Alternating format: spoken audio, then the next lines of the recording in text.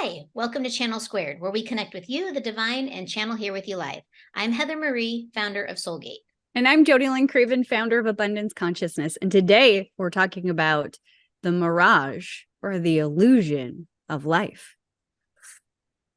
Dun, dun, dun. Dun dun dun. It was So, something that was dropping into your channel and we just decided to record. So what's the yeah, illusion? so, well, we were talking about what we wanted to talk about, what they wanted to talk about. And one of the things that really came in was like this illusion that, when we talk before on our channel, we've talked about distortion and we've talked about perception, but we haven't really talked about like things aren't really what they seem.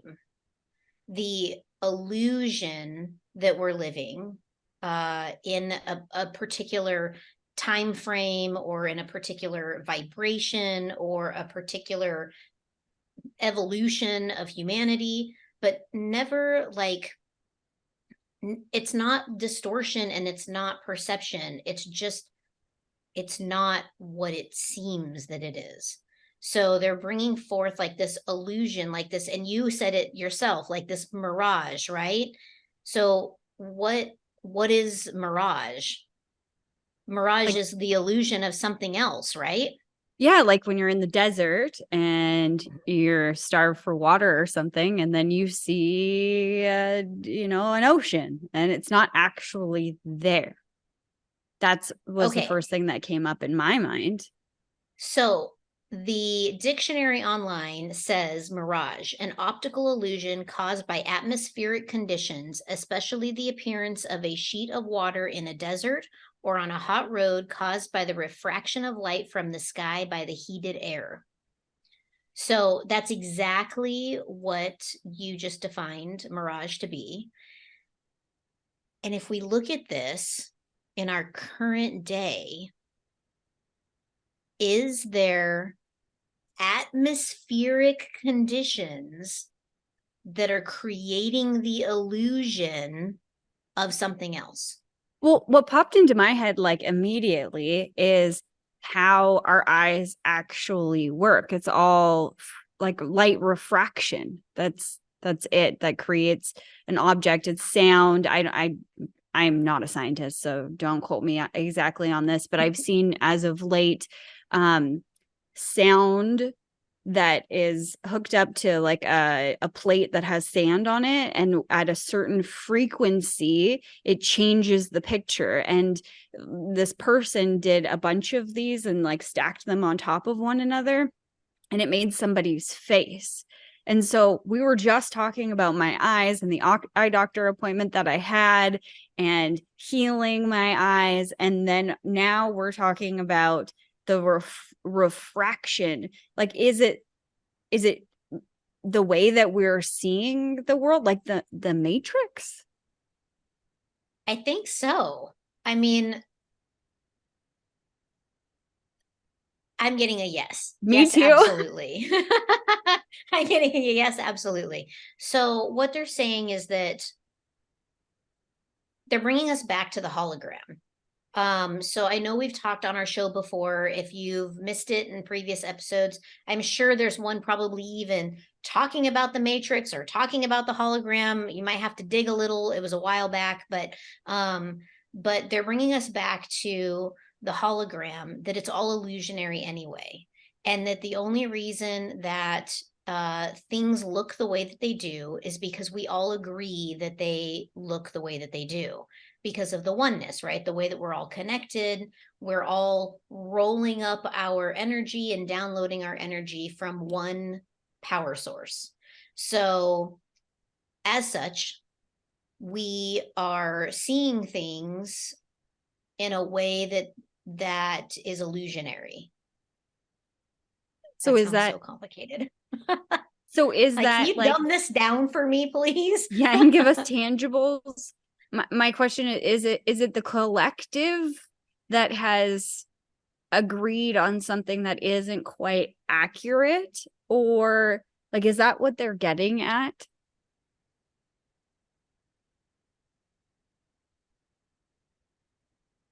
They're saying that the hologram is like a program that's running in the background. And how we interact with it is what changes how it moves and shifts and manipulates its energy. So they're relating this to like a video game. A video game, they're saying, has like certain characters, certain like maps or place. I don't play video games, so bear with me here, but like they have like maps or like different environments that the characters go and do their little missions or whatever in.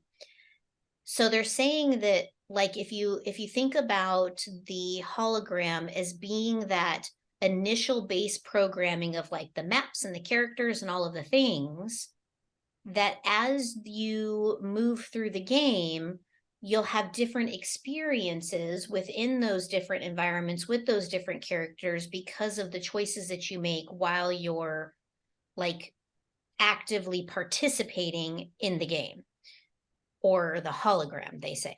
So it's same.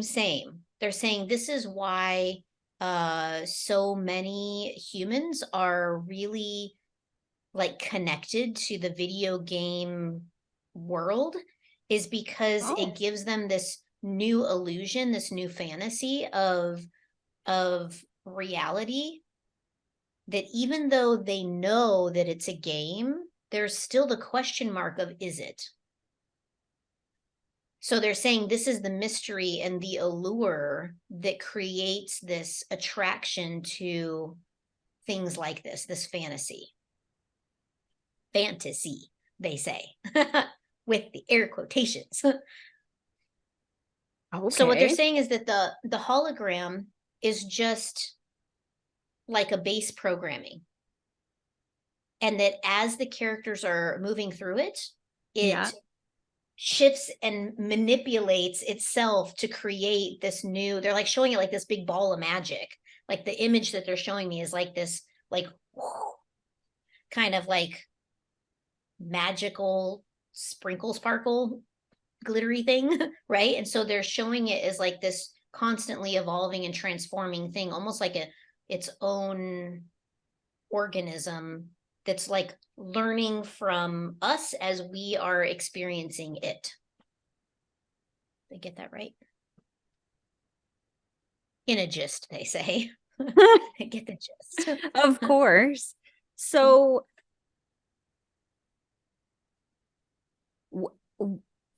I'm not even sure where to go with this one. Like, is there an illusion that we're not seeing, or is it like the whole hologram, like, idea that's not downloading for humanity at this time? Or is it being monkeyed with? Like, what was the importance of this download, like, right now at this time? They're saying that things are not what they seem, that everything that they are experiencing is an illusion and can be manipulated by thoughts, feelings, emotions, and actions, just like the game.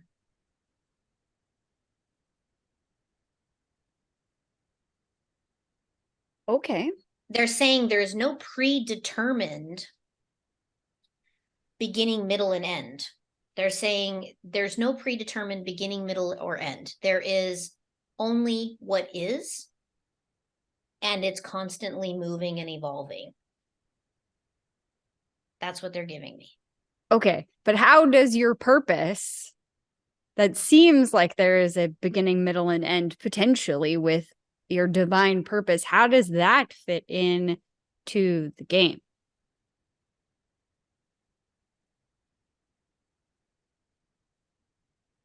Okay, they're asking you for clarification on your question. They're asking my divine purpose, me, Heather Marie, or you in general purpose, divine purpose. You in general.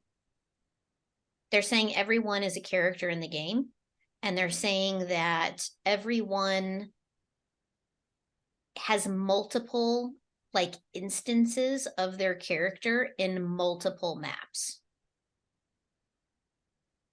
It's just which viewpoint you're looking at the game from. So Well, that's that's really interesting. What? I was just going to say that's interesting. The story we were talking about last week of the lady who had the dream of, making a decision and woke up in a completely different life. She woke up in a different part of the map, so to speak. Right. Yeah. Right. So her, like, they're saying, right. So like her perspective, her viewpoint, they're correcting me. Her viewpoint is now from this character, not the one she went to bed with as. Not with. But she was conscious of this when she awoke. Glitch. Yeah. Okay. Yeah. Glitch in the illusion. They're saying that doesn't happen very often, but it does happen. And they're saying that sometimes it happens like on purpose. They allow for the memory of that like glitch to like happen and like click in. They're saying that people who have those types of moments they're even talking, they're relating it back to like deja vu moments also, that the people who experience these moments experience them because they are being shown that it's all an illusion.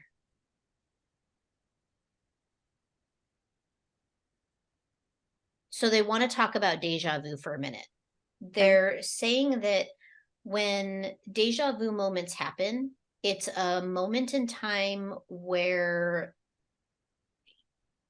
and they're using time very loosely here. There's a moment in time when two instances of yourself cross the exact same point in that like instance. So, you're sitting there, you're having dinner, you're having a conversation with your girlfriends, and then you're like, oh my God, didn't we like just have this conversation? Like, I swear we've had this conversation before. I swear I was eating this exact thing and drinking this exact beverage. And you're like, oh my gosh, I swear we just did this. Is anybody else having this moment right now? And all your friends are looking at you like, no, like weirdo.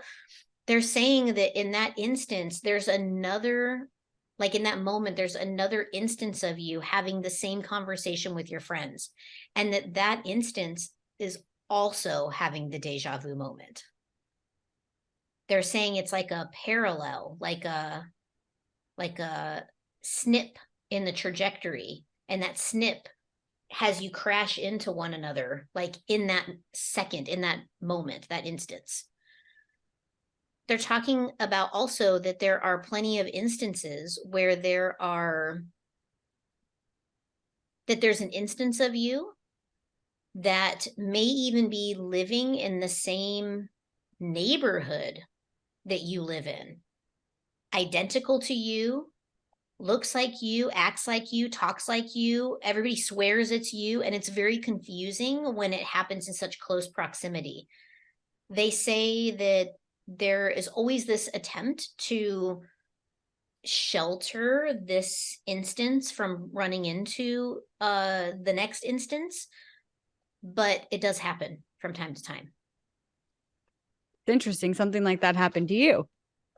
Yeah, it did happen to me. Yeah, I used to go to this little like bakery deli like every day for lunch, and there was another person that looked, talked, acted just like me. In fact, I don't know if we did the same job, but we both wore scrubs to work every day. And we both had blue hair, which is crazy. Like, blue hair isn't something that a lot of people do. I mean, they're fun colors are popular, but like not that popular. Come on. No. And to the point where it was confusing the people in the restaurant. They were like, wow, you were just here. Or like, and so someone finally put it together that we were actually different people. So yeah, it was really bizarre. I Oh, kept yeah. trying to like, be there, like, well, what time does she come in? Maybe I'll just be here at that time, and I could never bump into her for whatever reason. I could never bump into her. But yeah. On purpose, I'm sure. Totally. I'm sure. So if she's watching right now, send me a message. Say something in the comments. I would love Yeah. to get a picture of you and post it because that's crazy. But yeah, weird. Um,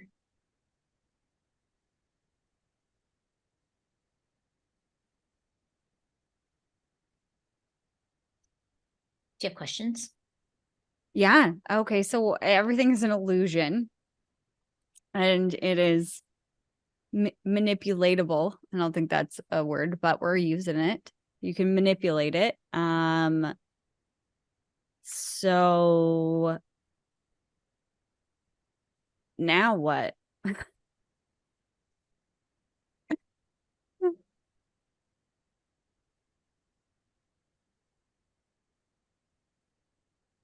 They're saying to have fun with it. Ooh, okay.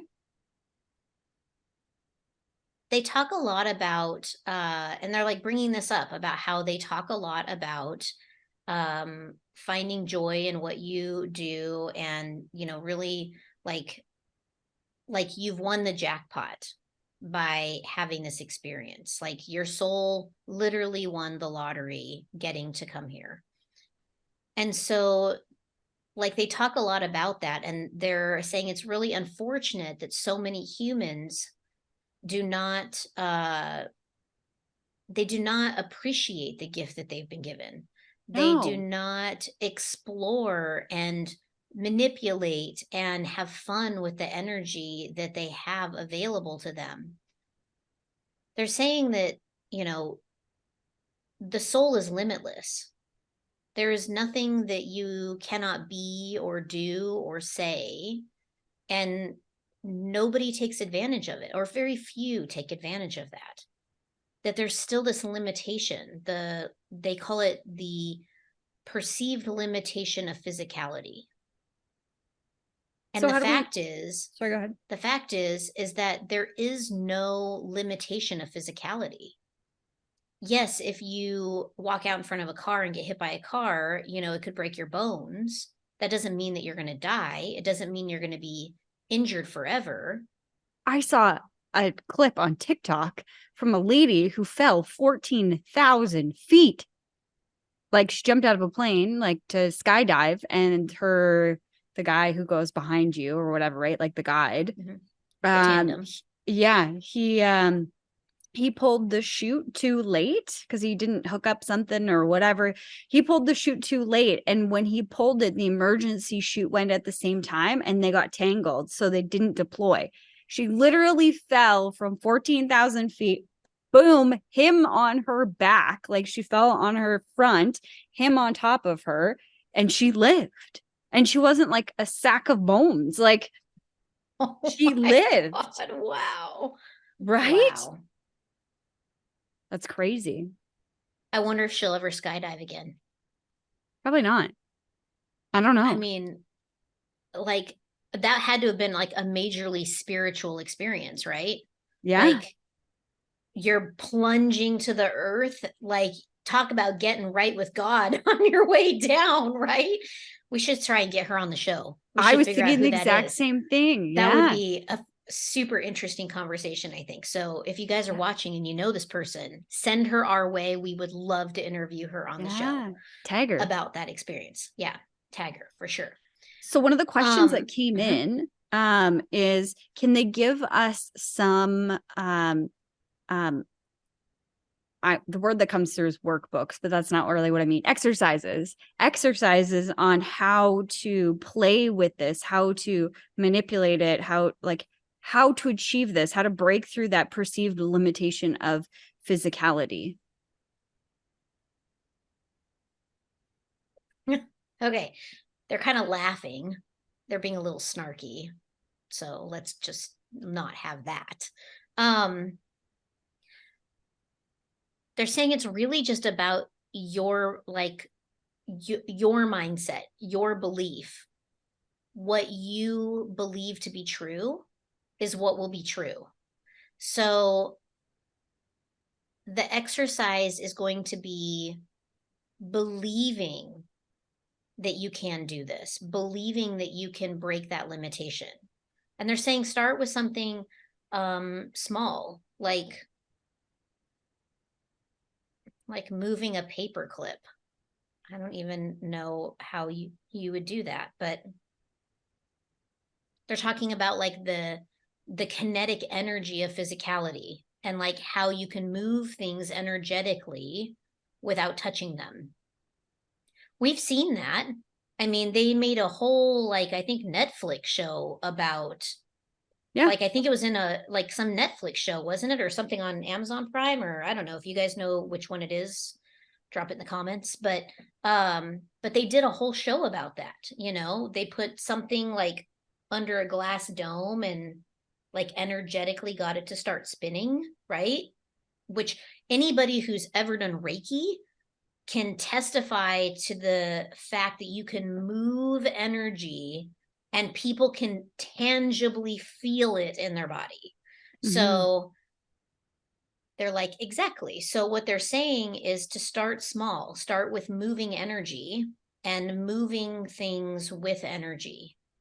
And this will help you to see that everything that's in the environment can be manipulated through energy and through moving the vibration. They're coming back to the plate with the sand that is bringing about the image. They're saying that this works not from the vibration, but it works from the frequency, the sound frequency, you know, that it carries a vibration, not a kind of vibration, but like, you know, that the frequency carries a certain pattern, a certain Yeah. wavelength. And so they're saying that this is everything. This is all of the physicality that you see. It's that frequency, and how that frequency is moving makes it sharp and jarring and painful, or ease and flow and just rolling along. I'm a little lost in this conversation because I'm not really paying attention. I'm just trying to bring it through. So did that answer your question? Yeah. Totally. Okay. Okay, cool. Great. I love it when they answer the question. Uh,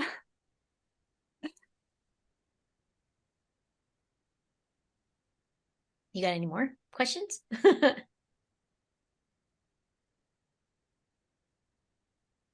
I just feel like I know this information already, and it's I feel like being in the third dimension, or the dimension that we've lived in with the society that we've lived within.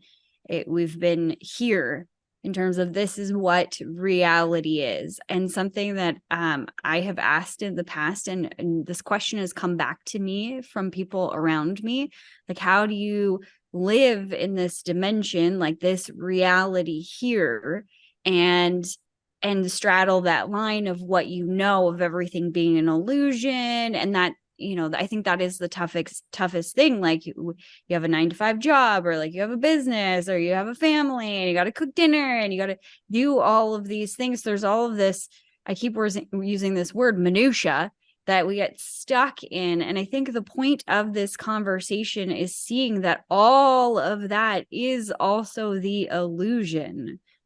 So starting to manipulate those things also. I mean, if you started to, just thinking out loud here, if you started to manipulate that minutia, like I don't even know of something like simple and easy or whatever, right? Like, but maybe it's, your dishes are easy to clean or they're already put away when you wake up, or like, I don't know, maybe that's too far for people to believe, but like things that are smaller in the minutia of daily life, I think it would really help break open the illusion and our ability, and that limitation of physicality, if that makes sense.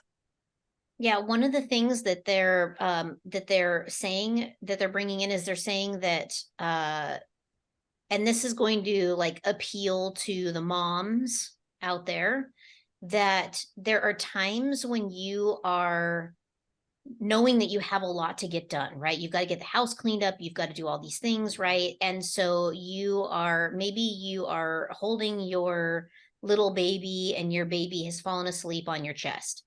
And like your mind may be thinking through all the hundreds of millions of things that you need to get done, but they're saying if you become present in the moment of the energetic exchange that you're having with another soul, that all of that other stuff doesn't matter, and that it's in that moment that you can create from. So they're saying that when souls come together the way that they have here on the earth plane, that it's like almost like strength in numbers, that when the souls can connect that way, you can create a different reality. None of that stuff needs to matter anymore. So even though you need to mop the floor and do the dishes and do all of these things, having that moment and appreciating that moment of just being with another soul makes the task much less so when the task gets to be performed. Instead of it being an entire sink full of dishes, maybe it's like, a plate and a cup. That they're saying that you can create new realities from those like moments of like bond or connection. Interesting. I might have to try that. Yeah. I like to be Interesting in that the we were moment talking of about it things. last week. Mm-hmm. And the circle. Right. Right. And Yeah, that's, so that's why it's probably coming in so strongly, about creating these like, you know, spiritual circles, these groups. There was a time when it was like all about tribe, right? Like everybody was like, oh, find your tribe, right? And I don't think that that has really changed all that much, but I think that the difference in finding your tribe that has changed is it's not about finding your tribe of like-minded necessarily. Everybody doesn't have to think the same in order to be part of a tribe. To me, that sounds like some awful high school clique, right? But it needs to be the tribe that's going to help you grow and expand and give you the experiences that you came here to get. So your tribe could be raging assholes that you hang around with, right? But this raging asshole group is the one that is going to actually get you out of your shell and get you to explore new things and, teach you some very, very valuable lessons. So I'm not saying stay in a terrible relationship. That is not what I'm saying at all. But what I'm saying is that find people that are going to elevate you, that are going to help you grow, that are going to help you learn the lessons that you came here to learn. And you should know, if you check in with your heart and with your soul and like what feels like to be in your soul space, if you check in there, you'll know whether or not you're, in the tribe that you're supposed to be in. But I think that that's really a theme right now, and it has been an ongoing theme, but I think people just kind of shifted their focus away from that for whatever reason. Yeah. So does that mean that you can't do it on your own, or it's just easier? It's easier. You can do anything on your own because you're connected with the oneness. There's the oneness. You're always connected to many. Right. Exactly. Wow. They want to give an example of like when oneness gets used the most is when you're picking up a new skill that you didn't know before, and it just like drops in, right? You just learn it so fast. You learn a new language, you learn to play the violin, like it just comes naturally and easy to you. They're saying that is you drawing from the oneness.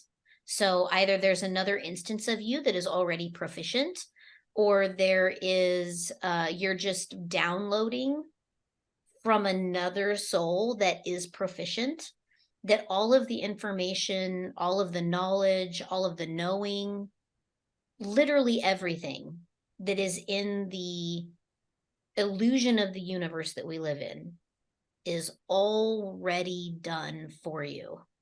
You just have to call in the information from the oneness. Is there a phone number that we can call for that? Yeah. 555-5555. Yeah. Wow. Wow. All right. Well, it makes a lot of sense why certain things have been really easy for me to understand throughout my life. Makes sense. Yeah. Amazing. Fascinating. Yeah. I mean, I think we could talk about different things in this realm all day long, like how we could play with this. Now I just want to play. Yeah. I know, right? Yeah. If you guys are liking this show, don't forget to hit the thumbs up and subscribe. It does help us. We're looking to grow. If you have friends or family or the stranger on the street that's looking for some groovy shit to watch on YouTube, think of us and send them Think of our way. us. Yeah. Awesome. Did they have any last words for today? Just have fun with it. All right. Quit being in the box because it's way more expansive than that. Beautiful. Awesome. Well, thanks so much for watching, everyone. Have fun playing with this and definitely come back to this video, write in the comments all of your beautiful experiences that you have next. We'll see you next week. Bye.